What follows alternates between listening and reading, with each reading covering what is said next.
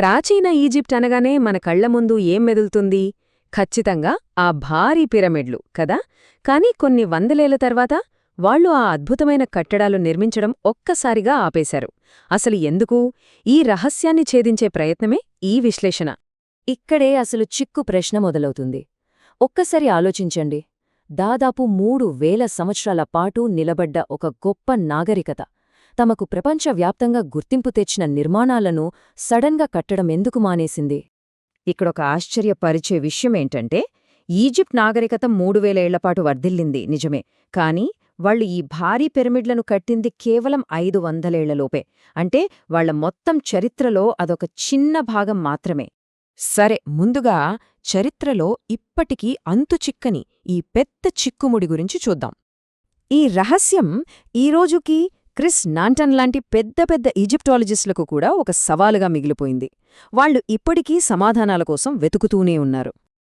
అయితే వాళ్లు ఎందుకు ఆపేశారో అర్థం చేసుకోవాలంటే, అసలు వాళ్లు ఎందుకు మొదలుపెట్టారో తెలియాలి కదా. పదండి, కథ మొదటికి వెళ్దాం. పిరమిడ్లు అనగానే మనందరికీ గిజా గుర్తొస్తుంది. కాని అసలు కథ మొదలైంది అక్కడ కాదు. గిజాకు ఓ 10 మైళ్ల దూరంలో ఉన్న సక్కరా అనే చోట. సుమారు క్రీస్తుపూర్వం 2650లో, అంటే గిజా పిరమిడ్ల కంటే దాదాపు 100 ఏళ్లకు ముందే, ఫారో జోసర్ కాలంలో ఇక్కడొక నిర్మాణ అద్భుతం మొదలైంది. జోసర్ పిరమిడ్ను ఒకేసారే కట్టలేదు. ఒకదానిమీదొకటి అలా 6 అంతస్తులుగా మెట్లలాగా పేర్చి కట్టారనమాట. అందుకే దీన్ని స్టెప్ పిరమిడ్ అని పిలుస్తారు. దీని ఎత్తెంతో తెలుసా? ఏకంగా 200 అడుగులు. ఊహించుకోండి, ఆ రోజుల్లో అంత పెద్ద నిర్మాణమంటే మామూలు విషయం కాదు. ఇందులో మరో ముఖ్యమైన విషయముంది.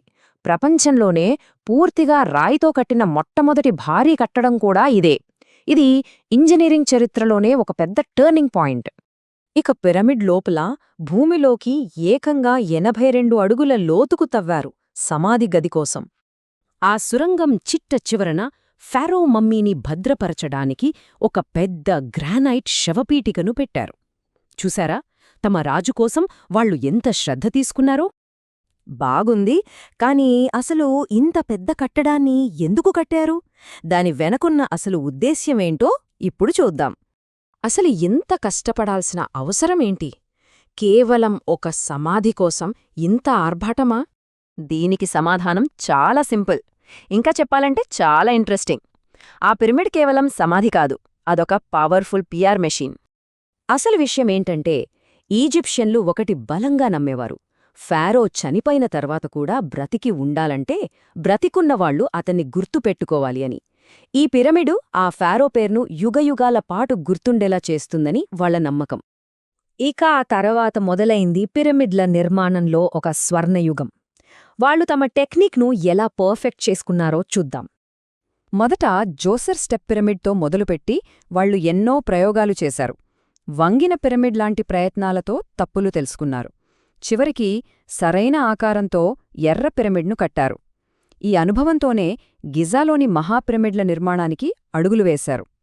అంటే దాదాపు 100 ఏళ్లపాటు వాళ్లు చేసిన ఈ ట్రయల్ అండ్ ఎర్రర్ పద్ధతే ఈరోజు మనం చూస్తున్న గిజా అద్భుతాలకు పునాది వేసిందన్నమాట.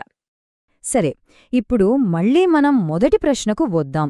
ఈ రహస్యమేంటో ఇప్పుడు చూద్దాం. అసలు పాయింట్ ఇదే.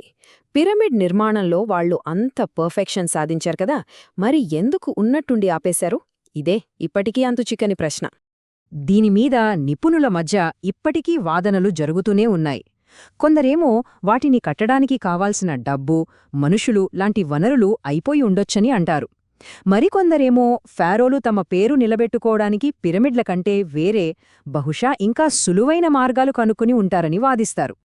ఈ విశ్లేషణను ఒక చిన్న ఆలోచనతో ముగిద్దాం.